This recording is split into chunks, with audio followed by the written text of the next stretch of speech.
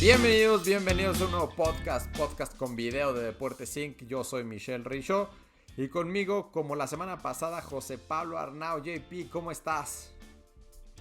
¿Qué tal, Mitch? Buenos días a todos los que nos escuchan, depende de donde estén, buenas noches. Muchas gracias por invitarme otra vez a hablar del negocio de los deportes. Muy bien, JP, ahora sí que escogimos un tema muy interesante entre los dos.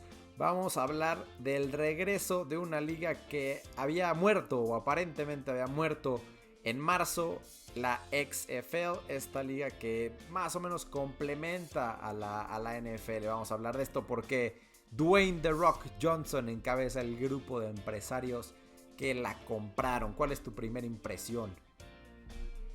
No, pues mi primera impresión, primero me pregunto de dónde tiene tanto dinero Dwayne Johnson. Digo, sé que hay muchos actores y luchadores, etcétera, y que luego decidan gastárselo en esto, ¿no? Sabemos, tú como fan de los Dodgers, pues que bueno, que Magic Johnson junto con otros socios compraron los Dodgers hace unos años, pero ahora que una persona compre toda una liga es algo no muy normal, ¿no?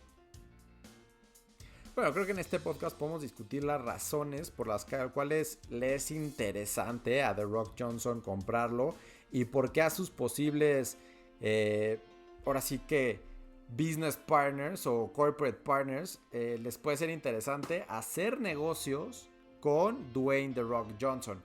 Es algo que me parece fascinante y que vale la pena que platiquemos lo más a detalle posible en este podcast. ¿Te parece, JP, que les platiquemos rapidísimo cómo fue que empezó, por qué empezó y cómo murió y ya después nos metemos en los detalles? Adelante, adelante. Venga. Pues la XFL nace como un proyecto nace después de que nació por primera vez por ahí del año 2000, renace en el 2019 para iniciar operaciones en el 2020 y después de 5 semanas de relativo éxito, llega la pandemia. A lo mejor se nos olvida porque llevamos 5 meses o no sé cuánto de pandemia, pero una de las primeras casualties, una de las primeras cosas que más perjudicó esta pandemia fue la XFL, que después de 5 semanas detuvo operaciones ahora aquí lo tengo, el 20 de marzo, y después en abril se declaró en bancarrota. JP, explícanos qué significa que una empresa, una liga o quien sea se declara en bancarrota. Exacto, el famoso capítulo 11, el Chapter 11 de las reglas de las leyes de Estados Unidos, básicamente dice, para hacerlo muy claro, ya no tengo dinero para pagarle a la gente a la que tengo que pagarle, ¿no? Entonces, la corte toma control de esa organización y justamente es un paso previo para evitar la desaparición, ¿no? Entonces, el capítulo 11 es, no puedo pagar, ok, a quiénes les debo dinero, y entonces se presentan todos los que tienen algo que cobrarle a esta empresa, y les dicen, bueno, pues es para lo que nos alcanza. O lo que sucede muchas veces, y este es uno de estos ejemplos, se pone una subasta donde alguien dice, bueno, a mí me interesa comprarla, sabiendo de antemano que existen estas deudas, ¿no? No desaparecen. Entonces, en el caso de la XFL, por ejemplo, de las personas, de los acreedores a los que le debe dinero son los coaches, ¿no? Cerca de 2 millones de dólares de lo que debe la XFL es para los entrenadores de los 8 equipos de la XFL. Entonces, entra en Chapter 11, sale en una auction abierta, y pues Dwayne Johnson, que quería que tú me explicaras de dónde saca tanto dinero o quiénes son sus socios, deciden, pues yo la compro. Y entonces eso va a permitir que la liga continúe. Sí, se reportó que realmente las únicas personas que subastaron por la XFL fue Dwayne The Rock Johnson junto con Dani García. Dani García, su ex mujer, o sea, su ex esposa, es su business partner. Y el Redbird Capital Partners, discúlpenme. Y entre los tres fueron los que compran esta, el XFL con la subasta de 15 millones. Dwayne The Rock Johnson, JP, es, según la lista de 100 celebridades más ricas de Forbes, es la número 10 y tiene ingresos anuales entre los 80 y los 90 millones de dólares. Entonces al señor The Rock Johnson no le va mal. Y se reporta que entraron en partes parejas entre The Rock Johnson, Dani García, su exmujer que además era una halterofilista. Dije bien halterofilista, creo que sí, ¿no? Profesional. Y después Redbird Capital Partners, que curiosamente Redbird Capital Partners hace unos meses compraron al equipo Toulouse de la Ligue 1 de Francia, que desafortunadamente para los aficionados del Toulouse acaban de descender a la segunda división del fútbol francés. Entonces esto es el corporativo, estos son los nuevos dueños de la XFL. Ok, aquí no sé si sea caso exclusivo de la XFL, porque hay otras ligas que se suspendieron en el mundo, como dices tú, por la pandemia. No entiendo qué es lo que habrá hecho que los costos operativos, porque en su primera declaración cuando dicen se suspende la liga dice que están planeando la liga 2021, o sea, asumen que esto va a ser tiempo perdido, pero en sus estimaciones iniciales pues se ve que tienen para cubrir los costos del 2020 y regresar en 2021. Entonces no sé qué hayan tenido, cuáles hayan sido justo estas cargas financieras que dijeron a la mera hora. Ya me dijo mi mamá que siempre no podemos continuar operando y la subasto. No sé si tú estés familiarizado con estos costos adicionales, no sé, son rosters muy grandes como los de la NFL, no son tan grandes. No sé, se parece quizá el caso a la famosa Arena Football League, que también estuvo un rato y que también ya no figura. ¿Qué crees que haya sido este punto de inflexión? Mira, vamos a ver quién era antes el dueño de la XFL antes de que entrara The Rock Johnson al quite. El dueño era Vince McMahon, ¿no? Vince McMahon es otro de esos personajazos en el mundo del entretenimiento, no solamente el deporte, en Estados Unidos y en todo el mundo. Vince McMahon básicamente es el director general de WWE, estas peleas muy, muy famosas. Y él, a través de la empresa Alpha Entertainment, le metieron al parecer $200 millones para iniciar operaciones y llevarla hasta estas 5 semanas. Y planean meterle hasta 500 millones para eventualmente empezar a buscar que regresara esa lana de inversión.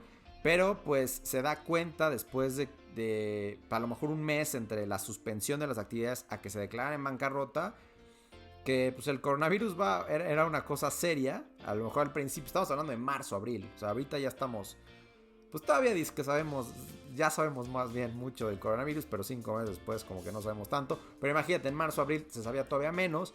Entonces, bueno, en abril se toma la decisión de irse a bancarrota. Y sí, la operación en sí no la podemos comparar con una liga como la NFL en cuanto a sueldos, ni mucho menos. Pero podemos hablar que 200 millones que ya estaban aportados más 300 adicionales que querían aportar, pues esos son los 300 que se decide ahorrar el señor McMahon, declararse en bancarrota y que se pudiera desarrollar este siguiente proceso que ya platicamos. Ok, y bueno, adicional, The Rock, ya nos dijiste que tiene mucho dinero, lo llevó a comprar diferentes cosas.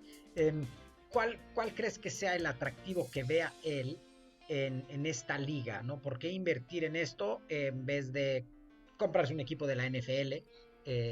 Le gusta más este deporte, a lo mejor es más barato y él tiene una idea de que en 10 años la liga se convierta en algo tan grande como la NFL. ¿Qué crees que hayan visto él y sus asociados en meterle todo el dinero a la liga? Bueno, hay que decir que The Rock siempre ha estado ligado al fútbol americano de alguna forma. Tiene, bueno, sus raíces, él jugó en la Universidad de Miami. Y después tiene este show que se me olvidó el nombre en HBO, no sé si tú te acuerdas. Ahí se me escapa el nombre, pero es un show muy famoso en HBO de fútbol americano. Y él, ¿qué es lo que ve? Pues él dice, a ver, le metieron mucha producción, muchas ganas a este relanzamiento de la XFL, que en la semana 1 promedió 5 millones de espectadores en televisión por partido. Digo, a lo mejor no se le compara a los 17, 18 millones por partido que promedia la NFL, pero empezaron con 3 millones en la semana 1. Obviamente ya después de ese primer efecto de lo nuevo, para la semana 5 ya andaban en como 1.5 millones, pero 1.5 millones por partido sigue siendo bastante, ¿no? Entonces creo que eso le llama la atención a The Rock. Dice, bueno, claramente hay un hueco importante de febrero a abril o mayo que iba a durar la temporada para llenar el gusto de los aficionados que quieren ver fútbol americano profesional. Por ahí va, ¿no? Y creo que esa lógica, aunque es muy sencilla, es la que le llama la atención a The Rock. Y él con su marca de Rock Johnson, ya sabemos que todas las celebridades tienen como su propia marca, pues es muy valiosa. Y creo que puede llamar la atención de sus socios corporativos para poder exponenciar el valor de la marca XFL y finalmente lograr realmente establecerse en el mercado, no solamente por 5 semanas como fue este relanzamiento, sino lograrlo por 1, 2, 3 y después perpetuarlo, ¿no? Ok. Digamos, ya una vez pasando este esquema de reestructuración de deuda, quizá con sus acreedores, y entrando a 2021 arranca la liga, me hace pensar que quizá la XFL, una de las ventajas que podría tener para asegurarse un crecimiento controlado, quizá como dices tú, no va a llegar a los 17 millones la primera temporada, pero es a lo que le tiran, que noto quizás cierto parecido a la MLS. Tú trabajaste en un equipo de la MLS, donde al ser un single entity, o sea, el dueño es uno solo, puede ir manteniendo sus costos controlados a largo plazo, estables, sin permitir que haya exceso de gasto en sueldos operativos, que algunos equipos empiece a despegar de los demás, sino manteniendo un crecimiento lento pero seguro. Quizá puede mantener un plan a largo plazo para llegar a las expectativas que ellos han de tener. Pero no sé si coincidas conmigo en esa ventaja quizá de que sea un solo dueño, o a lo mejor estoy equivocado. Definitivamente, o sea, es algo que es una realidad eso, porque así puedes ahora sí que hacer todo el crecimiento paso a paso y no preocuparte porque un equipo quiera gastar más que otro o que se empiecen a generar ahora sí que una inequidad para la competencia misma, ¿no? Cuando estás buscando crecer, pues buscas ser lo más equitativo posible, sobre todo en una liga que va a tratar de competirle a la NFL. Entonces lo que tú buscas es que la liga sea competitiva, sea del agrado de los aficionados y al final de cuentas, ¿no?, de los aficionados a través de quién, pues del socio más importante, que deben ser las televisoras. Parte de lo que se busca hayan comprado, o sea, la pregunta también que hacemos es, bueno, ¿qué compró The Rock? ¿Qué compró Dani García? ¿Qué compró Redbird Capital Partners con estos 15 millones? Bueno, pues compraron la marca, los protocolos, todo lo que está asociado a la marca XFL, todos los trademarks que tengan con eso. Y también, y algo que está todavía en los juzgados, lo que quieren es que se extiendan los derechos de transmisión que ya tenían negociados con empresas como ESPN, ABC y me parece que NBC. Curiosamente, JP, no le pagaban a la XFL por estos derechos de transmisión, que normalmente nosotros vemos como el ingreso más importante, los equipos deportivos, a la televisión como lo más importante. En este caso no le pagaban. ¿Por qué? Porque buscaban crecer la marca, ¿no? O sea, querían ir de la mano con las televisoras, creciendo la marca y eventualmente quizás sí ser suficientemente grandes como para poder vender los espacios. Lo que buscan y lo que realmente va a lograr ser la diferencia entre ser exitoso y no, y creo que aquí es donde entra el poderío de The Rock Johnson, es ver si puede lograr colocar a la XFL en lugares prime time en la televisión estadounidense. Ok, pero entonces ahora sin cobrarlo, su idea, su estrategia es, pues quiero llegarle a todos, que me empiecen a conocer, ahorita no me paguen, pensando en que después, que quizás si ahorita cobraran, pocos le pagarían, o a lo mejor lo pondrían en un lugar más barato. Su poder de negociación, ¿crees que gire más alrededor de, te doy todos estos derechos gratis, solo tú colócame en ciertos lugares donde yo pueda aumentar ni mis espectadores. Exacto, pero bueno, o sea, a lo mejor no le pagaban, pero las televisoras se encargan de toda la producción. Y poder llevar a la televisión gringa un producto digno, un producto deportivo digno de transmitirse en vivo, no es barato, ¿no? Entonces, las televisoras absorbían esos costos para tener, de nuevo, para las televisoras también es importante tener contenidos de calidad y contenidos vendibles para poder, pues así que llenar sus espacios. Ahora, lo que no es muy seguro es qué pasó con la publicidad. Si básicamente la publicidad se la quedaba la XFL o se iba mitad y mitad en los ingresos publicitarios. Es algo que no está muy claro qué es lo que sucedió ahí. Pero cualquiera de los dos modelos me resulta muy interesante para una liga que está naciendo, ¿no? O relanzándose después de 19 años cuando se creó en 2001 y ahorita se relanzó en 2020. Ok, sí, porque la publicidad que se venda en los partidos, en la televisión, no, es verdad, yo no encuentro algún documento donde esté explicado a la gente que no está participando en esos negocios de quién se queda esa tajada, ¿no? Sí, en este caso no sabemos, pero aplica mucho como en el radio, que a lo mejor un periodista decide comprarle el tiempo aire a la radiodifusora y lo que logre vender en publicidad pues ya se lo queda, y con la venta de esos espacios pues le paga a la radiodifusora el espacio y el sobrante pues se lo queda. Me imagino que es un modelo más o menos similar el que buscaba implementar al menos en los primeros años XFL, pero repito, ahorita no, o sea, a pesar de que Vince McMahon es un magnate y es alguien que conoce perfectamente el mundo del entretenimiento, quizás su imagen per se no es ni, bueno, no quizás, o sea, su imagen tal cual no es ni remotamente tan impactante o tan grande para el espectador como lo es The Rock. Entonces The Rock puede, con su sola presencia, crear expectativas adicionales y por qué no buscar venderle a las televisoras también su imagen para poder llevar el espectáculo que quieren mostrar en horarios prime time en los canales principales, porque no es lo mismo que te pongan en el NBC de Sports regional al NBC de todo Estados Unidos en un horario prime time, aunque sea en sábado. Vamos a ver cómo o qué es lo que logra desarrollar Dany García, Redbird Capital Partners y Dwayne The Rock Johnson. Claro, me recuerda un poco, en alguno de nuestros primeros podcasts hablamos de cuando Gerard Piqué compra la Copa Davis, también con unos socios japoneses, y quizá lo relaciono mucho a lo que estás diciendo ahorita. El nombre del dueño puede ser parte de lo que aporta además del dinero para generar un poco por lo menos que la gente empiece a hablar de eso para tratar de levantarla. Entonces, digo, son circunstancias diferentes. Ahí la Copa Davis no estaba en quiebra, sino nada más en un proceso de buscar cómo posicionar el tenis.